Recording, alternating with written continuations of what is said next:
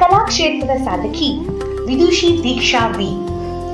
ನಿರಂತರ 216 ಗಂಟೆಗಳ ಕಾಲ ಭರತನಾಟ್ಯಂ ಸಾದರಪಡಿಸುವ ಮೂಲಕ ಗೋಲ್ಡನ್ ಬುಕ್ ಆಫ್ ವರ್ಲ್ಡ್ ರೆಕಾರ್ಡ್ನಲ್ಲಿ ವಿಶ್ವ ದಾಖಲೆ ಬರೆದಿರುವ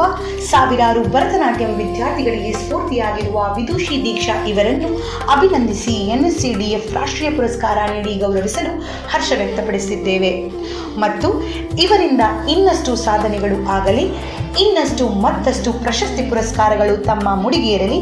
ಆ ಮೂಲಕ ಭರತನಾಟ್ಯಂ ವಿದ್ಯಾರ್ಥಿಗಳ ಸಾಧನೆಗೆ ಪ್ರೇರಣೆಯಾಗಲಿ ಎಂದು ಆಶಿಸುತ್ತಾ ಶುಭಾಶಯಗಳನ್ನು, ಅಭಿನಂದನೆಗಳನ್ನು ಅತ್ಯಂತ ಪ್ರೀತಿಯಿಂದ ಸಮರ್ಪಿಸ್ತಾ ಇದ್ದೇವೆ. ಗಂಗಾಧರ್ ಗಾಂಧಿ, ಅಧ್ಯಕ್ಷರು NSCDF ಹಾಗೂ ಸರ್ವ ಸದಸ್ಯರು.